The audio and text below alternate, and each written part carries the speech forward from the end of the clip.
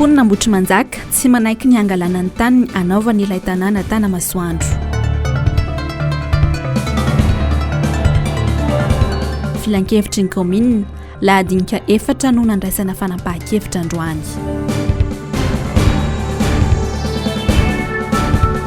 Fandrindram-piterahana mbola ny 1,700 ny vehivavy malagasy ihany no mampiasa. Manantra ny arabo ambampiararinsoanareo tompokilasy tompovavy ary manasa ihany koa anaraka ny vaovao eto amin'ny fahitalavitra MPS. Anisan'ny fotoana lehibe ny amin'ny sabotsy izao, sabotsy 10 aogositra, satria dia isya etsy amin'ny kartona Madagasikara ny fivorimbe voalohany ataon'ireo mpanohitra. Ny mpanohitra izay mahatsapa ny toedrarà maro eto amin'ny firenena tsy mandeha araka ny tokony ho izy amin'izao fotoana izao, ary izay indrindra no antom-pisin'io fivoriana ataon'ny mpanohatra amin'ny sabotsy izao io etsy amin'ny kartona Madagasikara manomboka amin'ny 7 ora sasany maraina. Fa andro faharoa tamin'ity androany ity ny fivoriana nototsainy teo amin'ny filan-kevitry ny commune Antananarivo renivohitra. Avy hatrany dia lahadinika misa 4 no efa nandraisana fanapahan-kevitra raha toa ka misa 7 ireo lahadinika izay hodiniana ao anatin'ny 3 andro. Edena Elia no mitatitra ny vaovao amintsika, sary ny Toky Ramarola. Maika kokoa ny fanamboarana ny lalana amin'izao fotoana izao. Koa dia iverina fa nahemotra fotoana manaraka ny mety hirosona na ny fanatanterahana an'izay. Zavatra efa tapaka tao koa ny fanomezana lalana ny boriboritany faha-4 anao an'ilay trano fanatsarana ny toerana izay misy azy eny amin'ny boriboritany eny. Mikasika ny fanatsarana cité du jardin Mahamasina sy ny hôpital Bevelantanana dia isy komisiona iarahana zany komite ilay izy iarahan'ny mpanatanteraka sy ny filan-kevitry ny tanàna ary zareo eny toerana iaraka handinika zany ny anatsarana ny toerana io mba ialan'ilay gaboraraka izay tena mitaraina ny hôpital fa misakana ny fiodinan'ny hôpital mihitsy ny fisinina zavatra tsy mety eny amin'izao fotoana izao. Tsy mety eny dia betsaka mpivarotra, betsaka ny stationnement fijanonan'ny tomobile tsy ara-dalàna. Ny olona hitondra marary tsy afaka makany amin'ny hôpital nefa maika dia maika satria voasakana avao. Ny herinandro amin'ny herinandro dia efa isy komite hivory zany voatsangana handinika izay zavatra rehetrarehetra.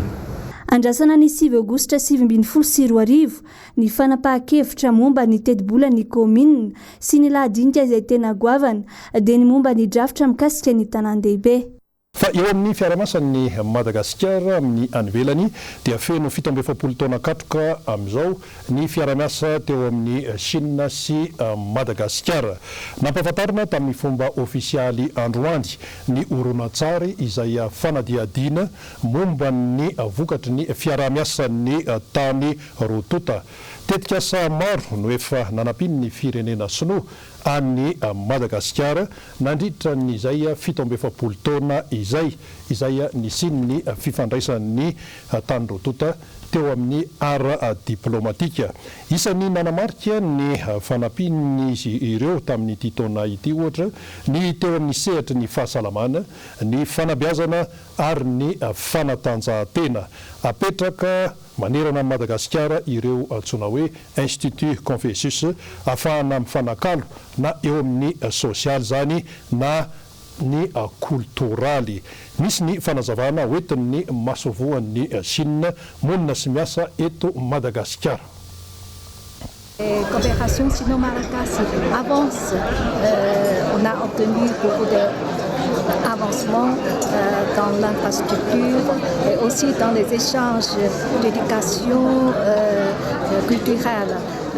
Par exemple, la route du Nord numéro 5A de Weimar a enveloppé la route AA commencé à la construction et ça avance très vite.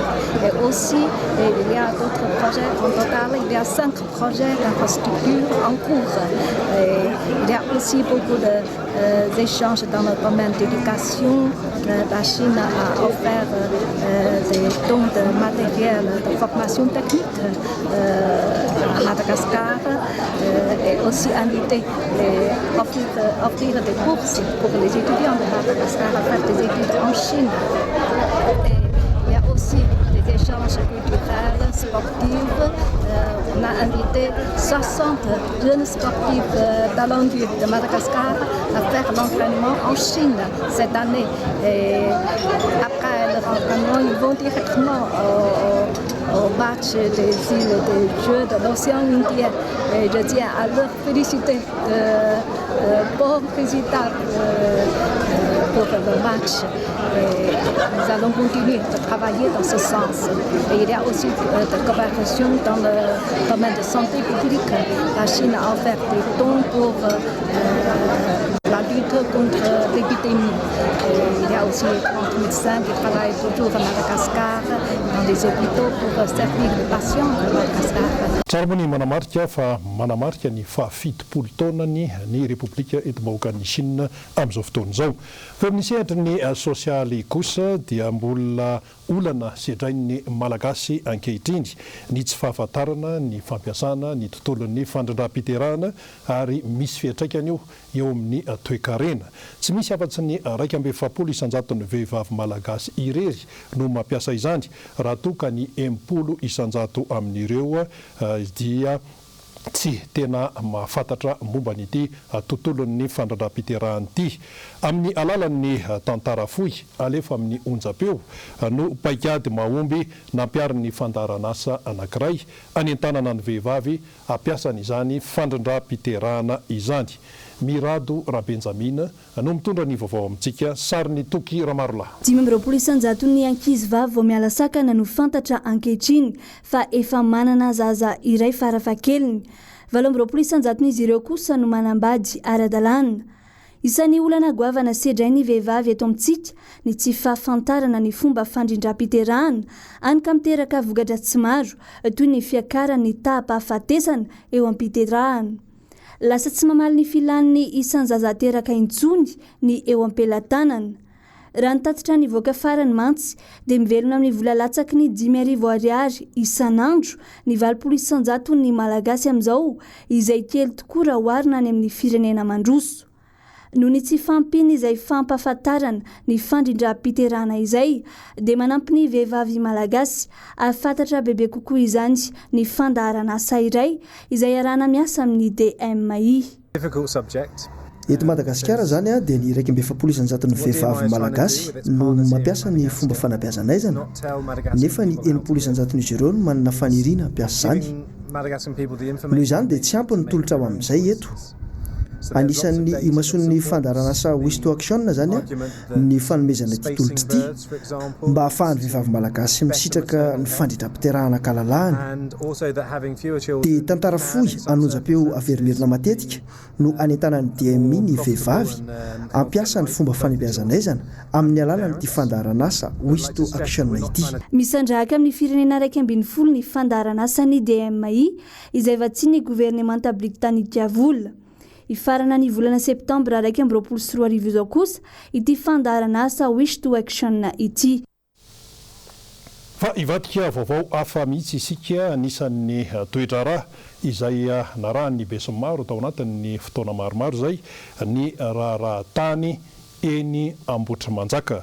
Nanamafy ary ny mponina sy ny olona eny amin'iny faritra Ambotrimanjaka iny fa tsy anaiky hatramin'ny farany manoloana ny fanotofana ny tambarin'izy ireo.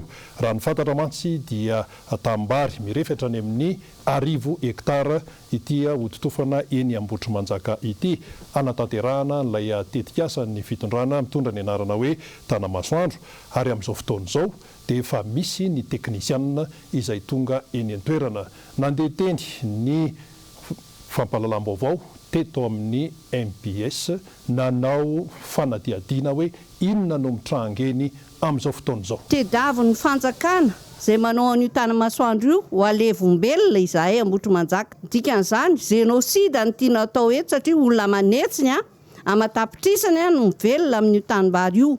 Fa ny zavatra fantatra zany aloha dia ny hoe fandavana tanteraka zato isan-jato ety amin'ny faritra misy anay ity fanotofana ny tambarina Ambotro Manjaka ity. Dia ozy aho hoe atsahary tompoko fanotofana ny tambarina ety amin'ny faritra misy anay. Tsy anaiky hatramin'ny farany izahay hoy reponina eny amin'ny faritra Ambotro Manjaka iny manoloana ny fikasan'ny fitondram-panjakana anototra ilay tanimbary izay fiveloman'izy ireo mirefy 1000 hektara. Io no fivelomanay hoy ny ponina ary famonona ankitsirano be zao ny fanaovana ity tetikasa ity.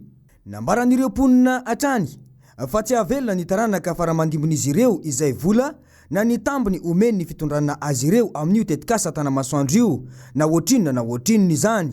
Ny tena mahagaga nandritra ny fidinana ifotony izay nataonay teny antoerany dia tsy mba nisy na kely akory azy ny fampiresahana nataon'ny fitondrana tamin'ireo tompotany ireo raha ny fanazavana. Ary aminay ny fanotofana an'io initiative pour l'extermination des malgaches. Vina ho fandringianana tsy hoe famonoana fa tena fandringianana. Ahoana moa tany mamokatra mamelona ny olona misy trondro io fanaovana briky io be dia be ny zavatra ampiasaina amin'io fa ngaha moa tsy misy tany hafa tompoko azo totofana fa tsy maintsy io tanimbary io no totofana. Ao anatin'io tanimbary io ny fivelomana ny volobara ny fiompiana ka zay na inona zava-miseho eo na inona zava-miseho eo dia tsy anaiky hatramin'ny farany zay. Tsy akeko ny fanotofana an'izany tany zany. Nahoana ny tany efa mamokatra no totofana andanimbola be itadiavana mpamatsy vola ny tofana azy. Zany rehetrarehetra zany dia tsy mifanaraka amin'ny fitiavan-tanindrazana madio. Rehefa zavatra tsy mety amin'ny fiainam-bahoaka dia tokony azo ovana ary azo ahitsy taka ny lalàna rehetra.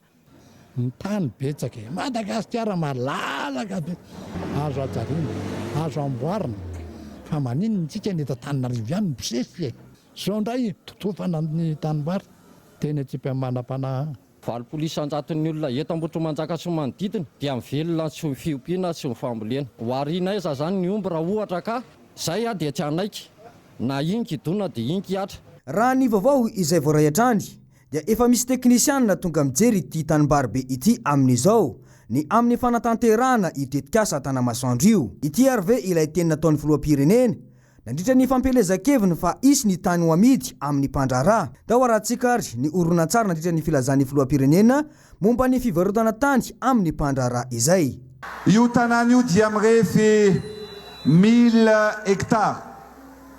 Ny tany dia amiditsika amin'ny mpandraharaha. Fanontaniana mipetraka arak'izany ny hoe famelomana ny vahoaka malagasy ary ve no tian'ny mpitondra ankehitriny ho atao sa ny fikarohana ny tombotsoa manokan'izy ireo. Na tiana na tsy tiana mantsy dia tany iveloman'ny vahoaka madinika tsy mandady ary ny ho tanimbary totofana io ary mamelona ny 20 isan-jaton'ny ponina eny antoerana. Andrasana arak'izany mitoy ny vaovao. Eo amin'ny tontolon'ny famokarana kosa ny kafe dia anisan'ny vokatra anankiray izay ahondrany Madagasikara makany ivelany. Tao anatin'ny teritaona farany nefa dia niena izany vokatra kafe izany. Tsy nisy afa-tsy 10 taonina izany amin'izao fotoana izao raha toa ka natratra tany amin'ny 2,000 sy 1,000 taonina tany amin'ny taona 2,000 tany. Ary akoatran'izay akoatran'ny hoe faratsin'ny vokatra dia ihany koa ny tsy fahampin'ny fitaovana amin'ny ity famokarana ny kafe ity. Nolo fitiavana no mitatitra ny vaovao amintsika sarin'ny Tahiry Niaina. Tsy mahomby ny famokarana kafe taoriny taona 2,000 hatramin'izao teto amintsika tafidina hatrany amin'ny 10 taona izany ankehitriny raha natafavoaka hatrany amin'ny 2,000 taona teo aloha. Taoriny taona 2,000 efa nahatratra hatrany amin'ny 2,000 sy 1,000 taona ny kafe ahondra ny Madagasikara raha tsy misy afa-tsy 10 taona sisa amin'izao. Tsara ny mampafantatra fa any amin'ny faritra Tsinanana sy Vatovava fitovonana iny no tena faritra mampalaza ny kafe eto amintsika iny faritra atsimo atsinanana iny izay miantoka ny 900 ny vokatra kafe aondrana ny velany. Nanazava ny antony nampiana io vokatra io moa ny enjeniera momba ny fambolena ao an-toerana. Tamin'izay indrindra nahafantarana fa efa ratsy ny kalitaon'ny masomboly ka anisan'ny antony nampiana ny vokatra. Ankoatra ny faratsy ny kalitaon'ny vokatra izay, ny olana eo amin'ny lafiny fambolena, izany hoe eo amin'ny lafiny teknika mpambolena, ny fitaovana ny zesika ny tany ambolena izay tsy tomombana amin'ny tokony ho izy. Manoloana ny fisian'ny olana toy izao, matetika ny sehatra tsy miankina no fantatra fa manampitosika ny tantsaha amin'ny fambolena ny vokatra. Tsy tantaratra mandray andraikitra ny fanjakana raha ny loharanom-baovao azo. Tsara ny manamarika fa tsy nitsahany ena ny famokarana tao anatin'ny taonan'ny fanesy tany amin'ny faritra atsimo atsinanan'ny nosy iny. Raha tsy aivana, tamin'ny taona 20 nisy ny fehitrisa napetraka isaky ny faritra izay mpamokatra ny kafe na eo amin'ny tsena anatin'izany na eo amin'ny tsena iraisam-pirenena. Amin'izao, tsikaritra fa ny mpanangom-bokatra sy ny mpanondrana ny vokatra ny ivelany ihany no tena mahazo tombony eo amin'ny fahalalana ara-barotra satria izy ireo ihany no mametraka ny vidin'ny vidianana amin'ny mpamokatra eny ifotony. Eo amin'ny tontolon'ny famokarana ihany dia ny sonono tena mahafehy an'izany antsoina hoe bambo sy ny bararata izany raha eo amin'ny resaka hoe fanodinana, fa amin'izao fotoana izao dia efa miditra lalina amin'izy io ihany koa ny mponina any amin'ny faritra Boeny amin'izao fotoana izao. Tombo maro no azo avy amin'ity karazana zavamaniry ity izay mikendry indrindra anala ny fahasaranany mponina raha ny any amin'ny faritra Boeny no resahana. Loret Berton no mitondra ny vaovao amintsika sary ny Erzora Jonarvony. Nanomboka tamin'ny taona 2024 no nisy ny fampiofanana ireo tantsaha izay liana tamin'ny fomba famokarana bambo na bararata tao anatin'ny faritra Boeny. Fiofanana izay nokarakarain'ny tetikasa Prospere, iray amin'ireo tetikasa sy fikambanana izay manampy ny tantsaha any amin'ny faritra. Efa misy ny vokatra azo tsapahin-tanana ankehitriny eo amin'ny sehatry ny famokarana bararata io raha ny ao amin'ny faritra Boeny manokana. Iray amin'ireo nanaraka fiofanana ary napiatra izany ity raim-pianakaviana ity izay sady filohan'ny mpisehatra eo amin'ny filière bambo ao anatin'ny faritra Boeny. Ny bambo moa zany dia maro karazana, tena maro be ny karazany eran-tany fa ny eto Madagasikara zao eo amin'ny 70 karazany eo izy. Ko antsika Boeny manokana zany zay namaly ny filatsika no nanomboka namboletsika tany. Iny moa no mamaly filatsika efa manomboka sahirana izay ao amin'ny Boeny amin'ny resaka arina fandrehitra dia ny bambo presque plein, tsy plein zany no nambolena. Nomboka manana olana koa zay boiron satria tsy azo tevena tsony zao ny onko araka ny retsika. Ny alana onko arovana mafy dia ny bambo mamaly an'izay. Ny olana sedraina indrindra amin'ny fanapariahana azy zany misy tsao mandeha miely zay tsy maintsy resena io hoe mandrava tokantrano hoe mampandehandeha ohatrohatran'izany resaka finoana moa io fa zay miezaka manesy lahatra hoe tsy dia marina loatra zany raha nenjika n'io faripahany ala sy fivoahan'ny toetrandro tsika dia bambo ny fanafody mahombilindra amin'io. Amin'izao fotoana misy ny fitaovana vita avy amin'ny bararata toy ny garaba, ny panier, ny sahafa. Ary efa miroso amin'ny famokarana arina fandrehitra avy amin'ny bararata ihany koa ireo mpamboly. Maro ny tombontsoa azo avy amin'ny bararata na eo amin'ny fitaovana na eo amin'ny ara-tsakafo sy fahasalamana fa indrindra eo amin'ny lafiny fikajiana ny tontolo iainana. Eo ny raviny indrindra zao dia sady ilaina amin'ny huile essentielle fa indrindra amin'ny fourrage, zany hoe sakafom-biby. Tena sakafo tsara ho an'ny biby indrindra ny omby vavy. Fakana ronono zany tena mety sady izy koa betsaka ny biomasiny azahoana be izy fa tsy hoe manahirana ka tsy dia misy zavatra very loatra amin'ny bambo. Ny raviny ilaina, ny tahony ilaina, ny hodiny ilaina, ny hodiny manify, ny vatabeny ilaina, ny fakany ilaina. Tsimoka ny pousse de bambo zany sakafo avy lenta indrindra zany mbola tsy dia mahazatra antsika malagasy fihinanana azy fa ngamba ho tonga tsikelikely ihany. Misy ny karazana bararata maro maneran-tany ary miankina amin'ny toe-tany ny mampaniry izany. Ho an'ny faritra Boeny efa misy ny karazana bararata zatra ny tany ihany ka azona vokatra tsara. 3 taona eo dia azona tahony, hodiny, ny raviny sy ny tsimokany io karazana zavamaniry io. Azo everina fa hanala ny fahasahirana ny mponina any an-toerana araka izany ny famokarana sy ny fitrandrahana ary ny fanidirana ny bararata raha manam-paharetana indrindraindrindra ary maleo mikarakara ny mpamboly. Fa ivadika vaovao hafa mihitsy isika, nisy ilay raharaha izay fakana keriny karana araka nefa nanarahantsika azy teto amin'ny fampahalalam-baovao ny MPS mbola nitatra iny raharaha iny amin'izao fotoana izao satria nisy ny olona izay notazonina ponja. Ireo olona ireo dia voalaza fa hoe notazonina ponja no ny raharaha fantotoana fotsiny tamin'ity resaka fakana ankeriny ity izany, ary ny mpisolo vava dia mitaky ny amoahana an'izany hoe olona nampidirina amponja izany. Ary araka ny fanazavana ihany koa nalohana ny mpanao gazety androany dia misy ny resaka fisolokina tao anatin'ity raharaha ity. Ndeha aro arahantsika ny momba n'izy io tamin'ny fanadihadiana nataony Germain Nomenjanahary sary ny Mathieu Prince. Mitaky ny amoahana ireo olona miisa roa izay notazomina vonjomaika no ny filazana fanao fakana ankeriny vadina karana ny mpisolo vava azy ireo. Raha ny vaovao izay voaray dia karana izay nisoloko mpandraraha no milaza fa nisy naka ankeriny ny vadiny. Talohan'io anefa dia efa nisy ny fampitoriana teo amin'ny rotonta ka nitsoaka io teratany karana io. Nandritra ny fanadiadiana atrano na afantarana fa olona milaza ho mpanolontsaina manokana ny filoham-pirenena no miara-miasa akaiky amin'ity teratany karana ity, ary isan'ny manampitosoka ihany koa amin'ny fanatanterahana ny tetikasa ny filoham-pirenena ankehitriny izy ireo raha ny fanazavana. Tsy hitana le zany dia rehefa natsoina moa vadina antena vadina dia hoe tsy hita misy azy polometra zareo fa ho avy teo izy ny apitso tsy tonga mitsoaka zany izy tamin'ny fotoana io. 5 andro telo nefa ny vadina laza tamin'ny fa nisy kidnapping hony ny vadina. Ary ny tena zatra tenena tamin'izy moa dia hoe le olona ty amin'le côté an'le mpitory no nitenena mihitsy tamin'izay fotoana izay hoe nanao le kidnapping.